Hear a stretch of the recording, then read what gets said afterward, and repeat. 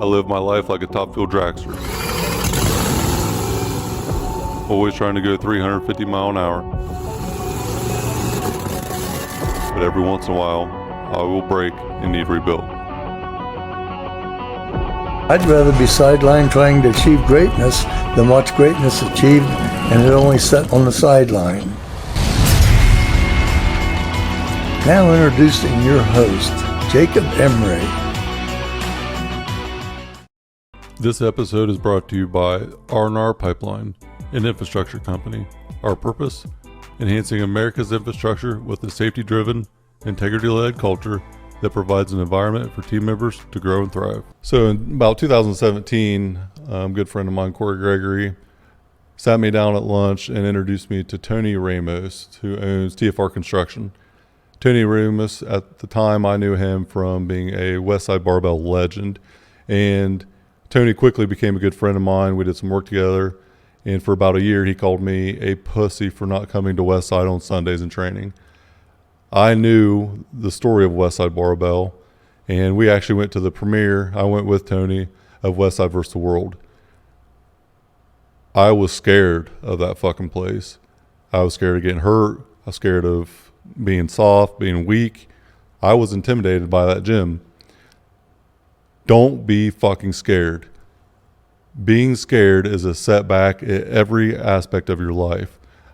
I walked into Westside Barbell and hid in the corner, soft, bitch, wouldn't lift with the rest of the guys. I went in the corner, did my own thing, and I had a group of legends around me that had world records in the bench press, were legends in the game. And I went hid in the corner for about 3 weeks. Tony came up to me one day and he's like, "Man, what the hell are you doing? Like, get over here and bench with the crew." So about 8 to 10 people in the crew, George Halbert, who's an absolute legend in the bench press in particular. George talking shit, Tony talking shit. I was the weakest person in that group to start. So out of 10 people, I'm in 10th place. And within 6 to 8 months of consistently going to Westside Barbell on Sundays, listening to their advice, following George Halbert's lead, picking up on the tips and tricks that he had learned over his career, I went from that 10th place spot to probably third, second on any given Sunday.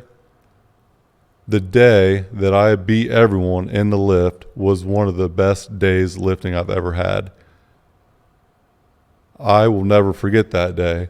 I had so much shit talk coming to me for months and months and months, and then I finally won. And I didn't talk shit back too much. I gave a little bit of heat back, but not too much. But it was more of an acknowledgement that I got you that day. Now, that only happened once or twice, and it was rare. But I learned after being there for a couple months, them guys want to help you just as much as they want anyone else to come in there and do better. There was no reason for me to be scared of that place.